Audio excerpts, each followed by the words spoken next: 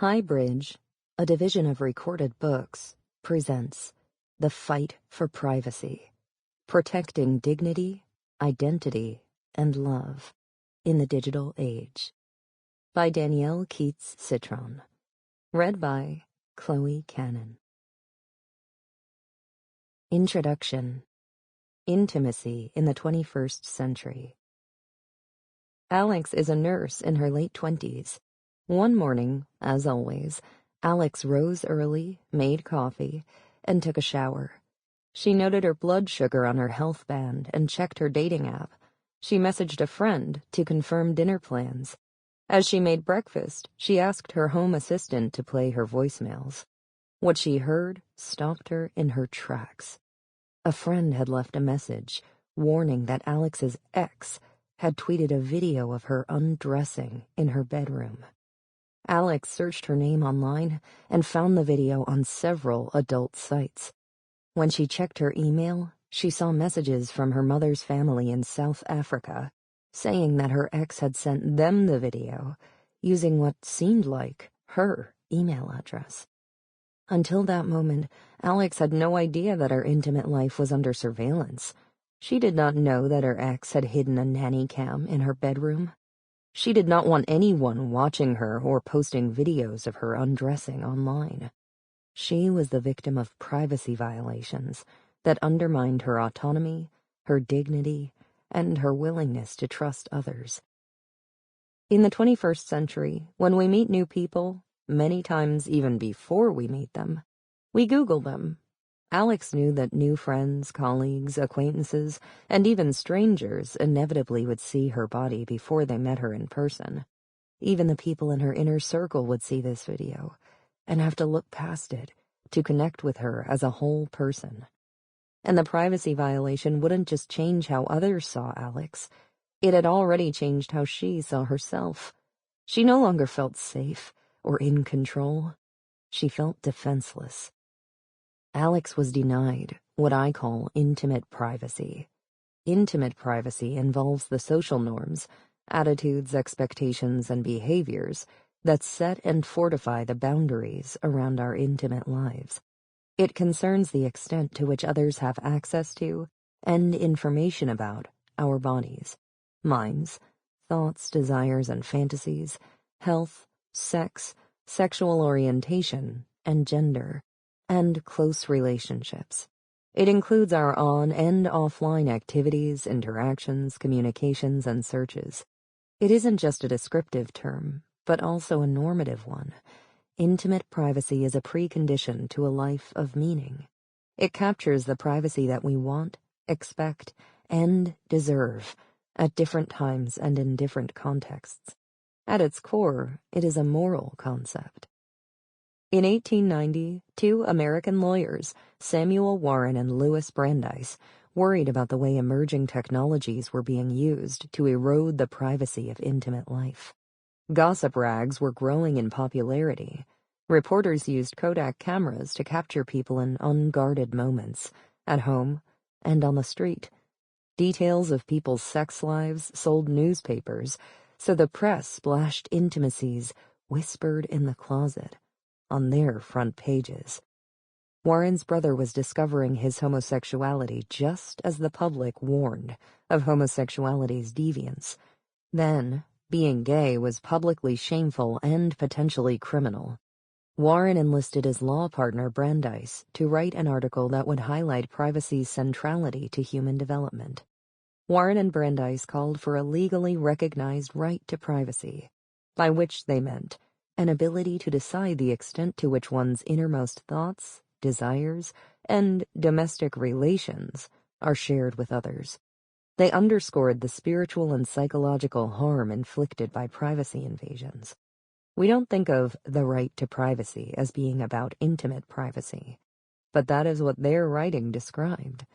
Their article was a powerful opening salvo in the fight for privacy, but their goal remains elusive. More than 100 years later, the privacy afforded intimate life has still not been given sufficient attention or protection. That must change. Consider the privacy afforded bank account information. It protects our accounts from theft, yes, but otherwise has a limited impact on our lives. Intimate privacy, on the other hand, frees us to figure out who we are, what turns us on, and who we love. It lets us see ourselves as dignified and have others see us that way. It enables us to form and sustain close relationships. Intimate privacy is fundamental to our development in a way that a bank ledger will never be. Privacy, as it interlocks with our intimate lives, carves out an invisible space with our bodies and thoughts, so we can develop a sense of self and identity.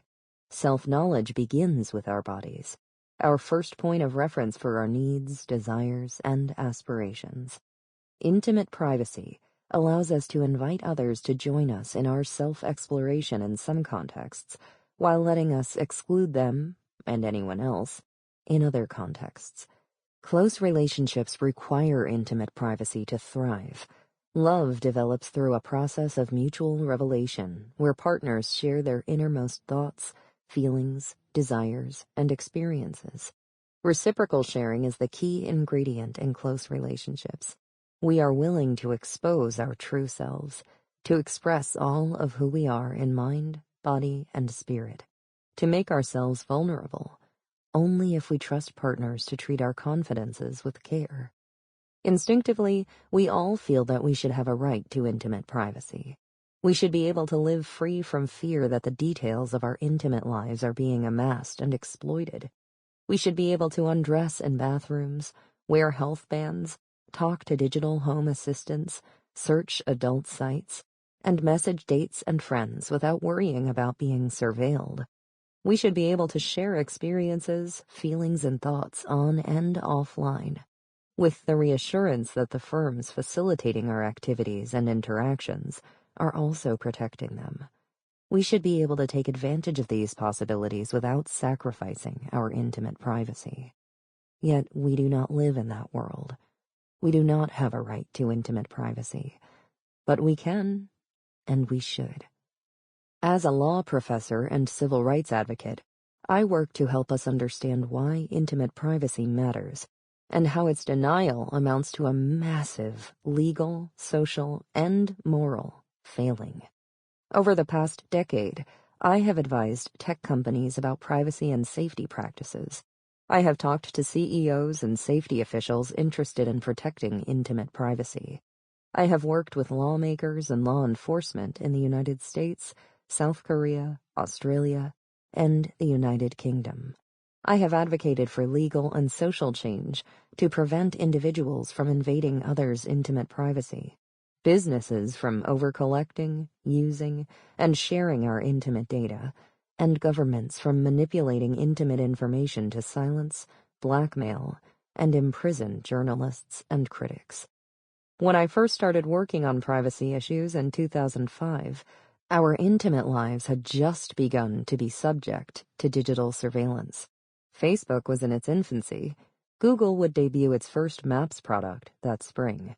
The iPhone would not launch for another 2 years. It was still possible to maintain some level of anonymity on and offline. Companies soon realized that they could earn money from turning products and services into data collectors and purveyors. Firms began hoarding our personal data, and it happened so seamlessly that we hardly noticed. Although they touted their services as free, we paid for them with our personal data and our attention, rather than with our credit or debit cards. Tech companies assured us that data collection would make our lives better, that it would be fun and rewarding, and that it would not compromise the safety of our data. Trust us, they said. And we did. The details of our intimate lives are a valuable commodity in the age of informational capitalism, as privacy scholar Julie Cohen has aptly described modern data markets. For advertisers, marketers, and data brokers, information generated about our bodies, health, sex, gender, and sexual orientation is a veritable gold mine. Firms use this information to personalize their services, predict our behavior, and learn our vulnerabilities. They sell our data to eager buyers. Now that storage is cheap, the default is to collect everything because even the most prosaic information, like whether we searched for hand cream or alcohol wipes, when combined with lots of other seemingly benign personal information, can provide a window into our intimate lives. Computer scientists tell us that soon anyone with access to lots of unrevealing personal data will be able to infer revealing information, like our sexual orientation or health conditions, with a high degree of accuracy. Privacy invasions are central to the business model of internet platforms, devices, and services. The more information they have about us, the more they have to sell to advertisers, data brokers, and governments, who can further exploit and control us. For website operators, intimate privacy violations like the videos of Alex mean more viewers, more ad revenue, and more data to mine. Thousands of sites peddle non-consensual porn, hidden camera footage, and deepfake sex videos. You don't even need to visit those specialty sites. Mainstream porn sites feature an array of privacy violations. At any given moment, hundreds of thousands of people are watching, sharing, and commenting on non-consensual nudity. While viewers hail from everywhere, sites devoted to non-consensual intimate images are often hosted in the United States, where there is scant risk of liability, thanks to a federal law that I will explore in subsequent chapters. Indeed, after authorities in Denmark shut down one notorious revenge porn site, it resurfaced, hosted in Las Vegas.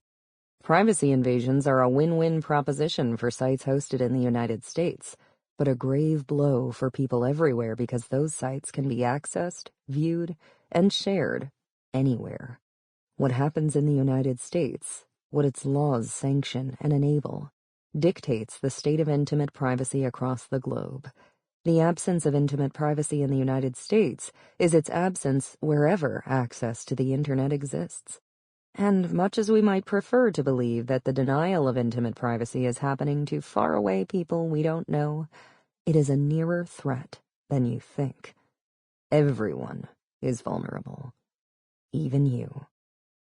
The more time we spend online, the greater the risk to our privacy.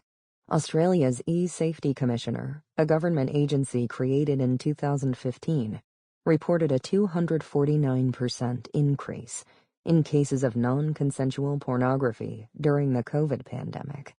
The helpline at the U.S.-based Cyber Civil Rights Initiative, or CCRI, of which I am the vice president, received more than 200% the number of email inquiries in 2020 as compared to 2019. According to the FBI, sextortion scams in the United States increased during the first months of the pandemic. Officials in South Africa reported a similar trend.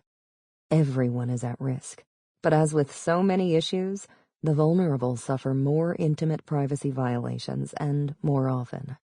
Around the world, women are victims of non-consensual pornography at higher rates than men. Gay and bisexual men are at greater risk than heterosexual men, and gay and bisexual women may be at the highest risk of all. Racial background, ethnic background, and disability status also affect one's risk of non-consensual pornography. Of the thousands of sites specializing in non-consensual pornography, 98% of the photos are of women. And not because women are taking and sharing more nude selfies than men are. Law professor and CCRI president Mary Ann Franks put it well.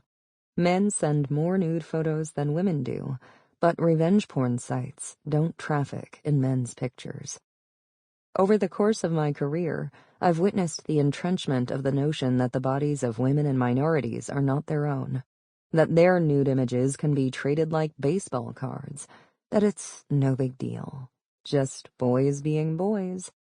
In my first brush with a case involving non-consensual porn in 2007, local law enforcement told the Asian American woman whom I was advising that nothing could be done, that she should just turn her computer off because only kids were paying attention. These attitudes were surely an outgrowth of the fact that porn and the internet are inextricably linked. You really can't have one without the other. Sexist attitudes make it all seem as American as apple pie. We're now facing the digital era equivalent of someone telling rape victims that their skirts were too short, or that nothing bad happened to them. In this era, however, instead of one victim, there are thousands. And instead of a few bystanders, there are hundreds of thousands of people consuming images of victims' bodies. It's happening with ease, because global communities of perpetrators, cheerleaders, and financial beneficiaries have embraced, spread, and evangelized frictionless, technology-enabled privacy violations, and because law enforcement isn't paying enough attention. That intimate privacy violations are so popular that there is no shortage of intimate images taken, stolen, or extorted, that site operators and posters treat it as harmless fun, and that victims are blamed. All of this has enormous expressive power. These facts tell people, especially women and marginalized communities, that they should neither expect nor do they deserve intimate privacy. Social attitudes, cultural practices, and law influence how we think about privacy, and how each influences the others. They destroy our hope for and expectation of privacy, and the willingness of the powerful to protect it. American policymakers view privacy through the lens of free markets, free speech, and consumer protection. Collections of personal data are understood as inherently valuable, rather than as sources of ultra-hazardous risk.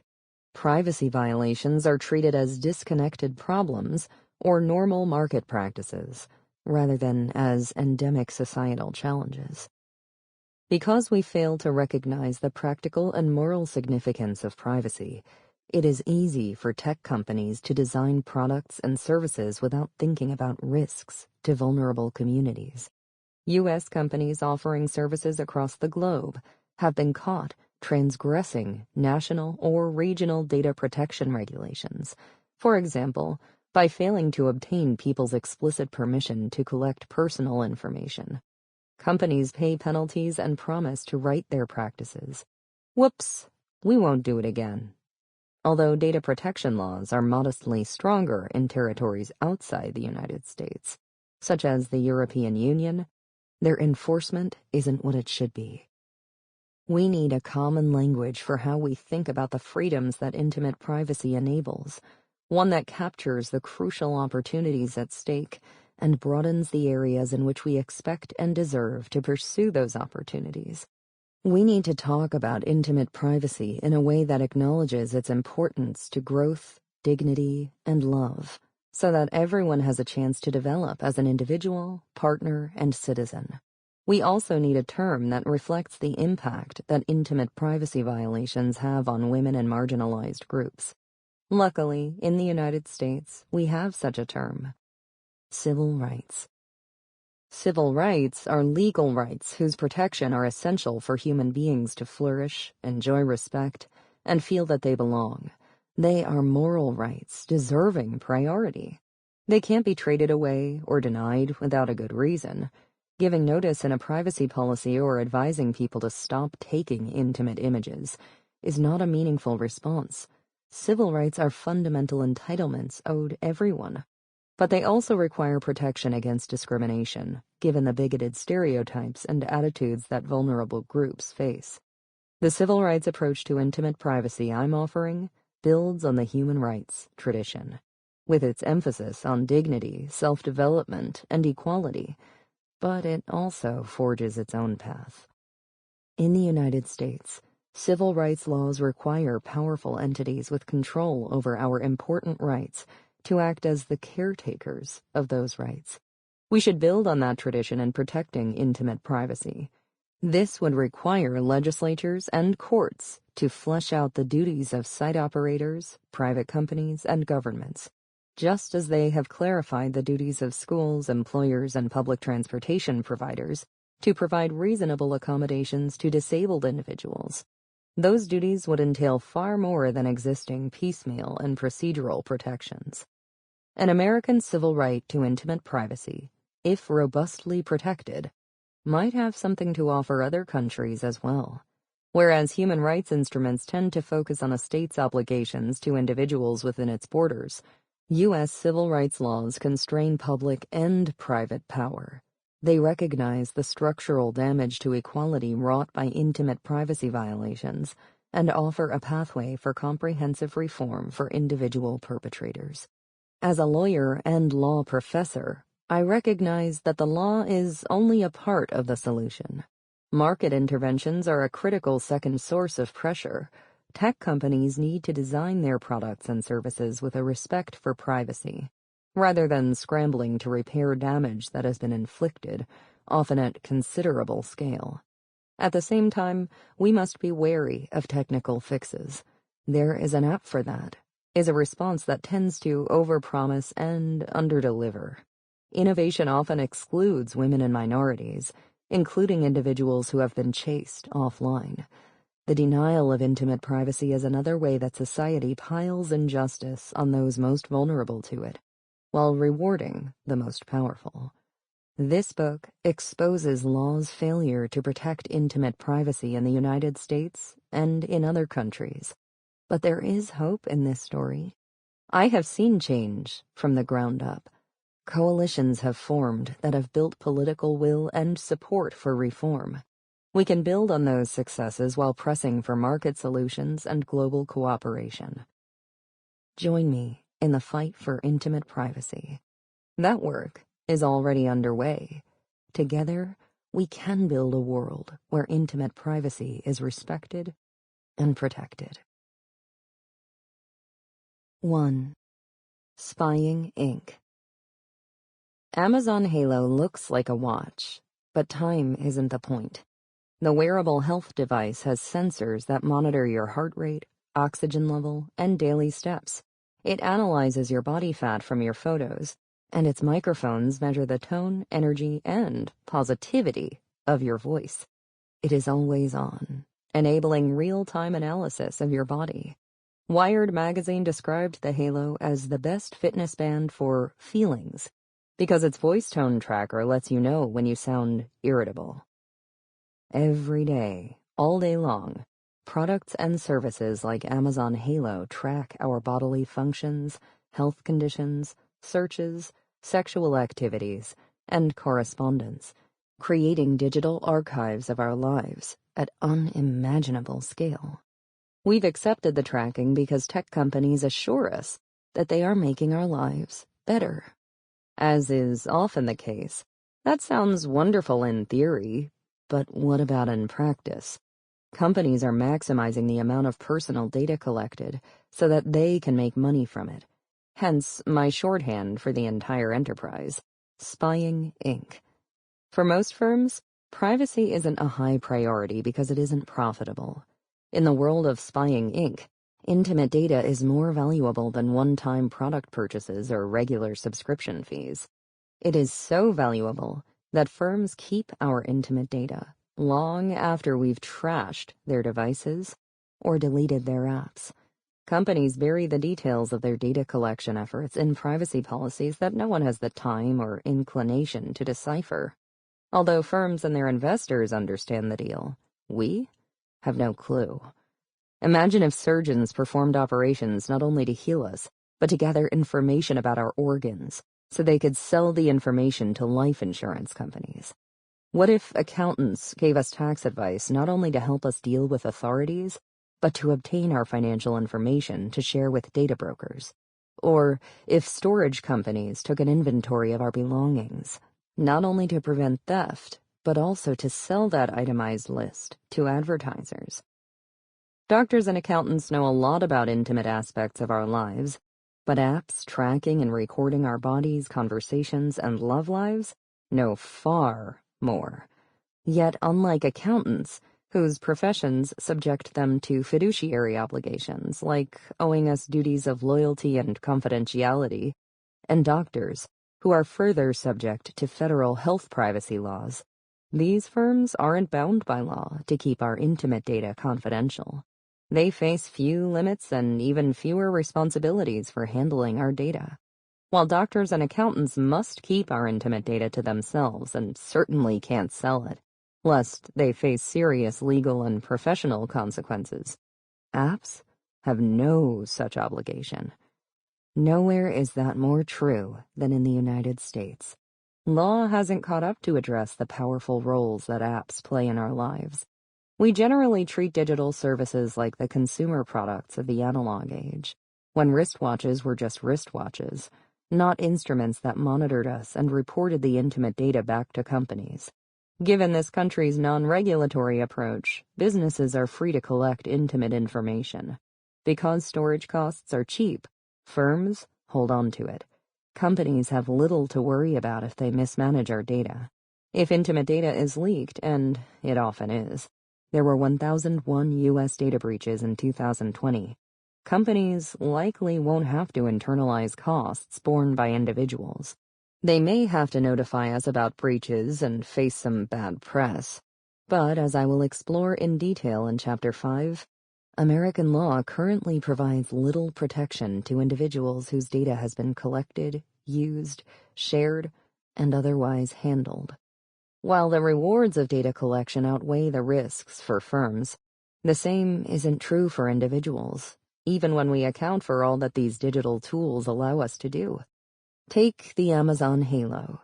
You are eager to track your workouts and monitor your health, so you put it on.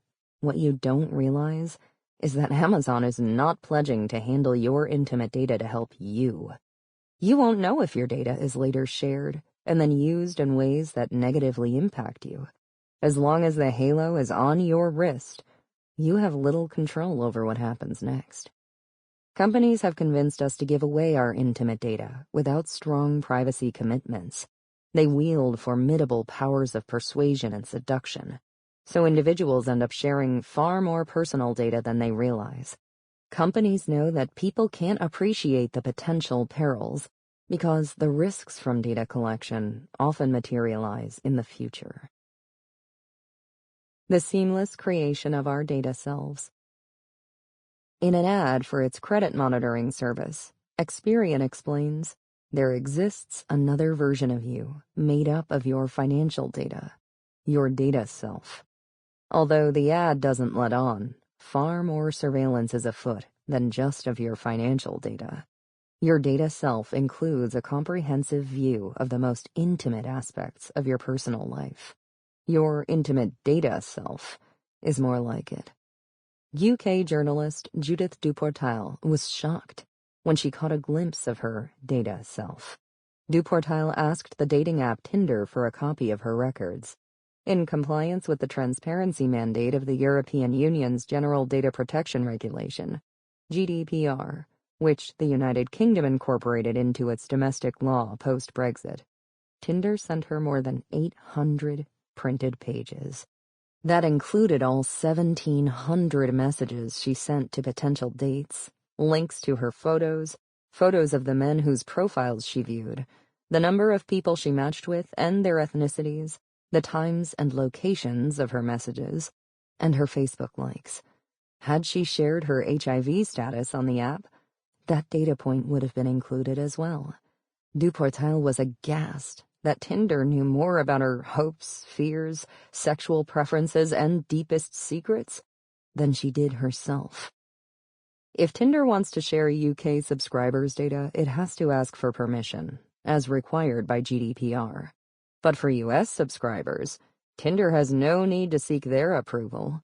Under US law, it is sufficient that the company have a privacy policy, which explains that subscribers' data might be shared with advertisers.